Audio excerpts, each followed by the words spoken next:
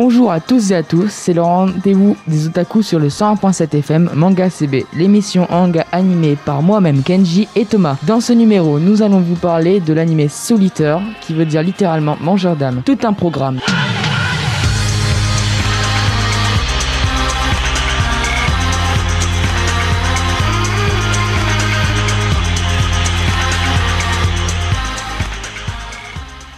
Et oui Kenji, Soul Eater en japonais, Soul Eater est un manga écrit et illustré par Atsushi Okubo, compilé en 25 volumes. À la suite du succès du manga, une adaptation en une série d'animation a été créée et diffusée en France le 14 mai 2011 sur MCM et contient 52 épisodes.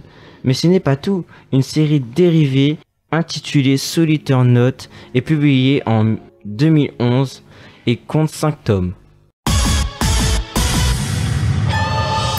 Quelle est l'histoire de notre manga aujourd'hui, Kenji?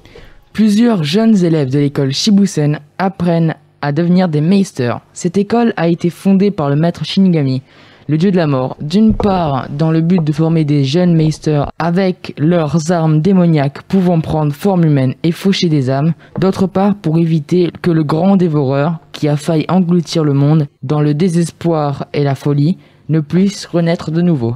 Le but des meisters est de faire avaler 99 âmes humaines corrompues et une âme de sorcière à leurs armes afin d'avoir accès au rang de Death Size. Malheureusement, atteindre cet objectif n'est pas si simple, et de nombreux obstacles barreront la route des protagonistes.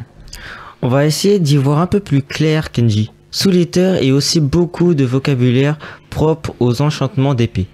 Peux-tu nous éclairer sur certains termes employés dans ce manga? Les Meisters, c'est le nom des élèves de Shibusen qui peuvent synchroniser leur longueur d'âme avec celle de leurs armes. Par exemple, on a la longueur d'âme. C'est le taux de puissance entre l'âme du Meister et de son arme.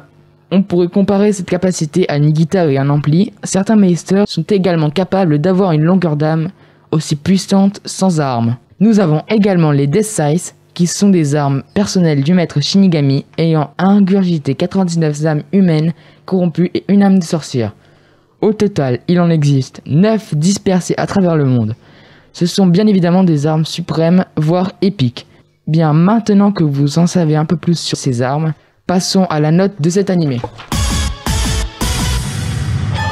Alors Thomas, quelle note donnerais-tu à ce manga et qu'as-tu aimé ou détesté dans cet animé? Eh bien, je donne la note de 7 sur 10. J'aime bien ce manga parce que je trouve les interactions avec ces armes assez cool. Eh bien Thomas, que de choses géniales dans cet animé. Pour ma part, je donne la note de 8 sur 10 car j'aime bien l'histoire et l'ambiance de cet animé. Même si on a du mal à situer l'époque dans laquelle se déroule l'histoire, je trouve que l'ambiance qui s'en dégage est très prenante. Merci de nous avoir écoutés, on se retrouve très vite pour une nouvelle chronique sur le 101.7 FM, à bientôt.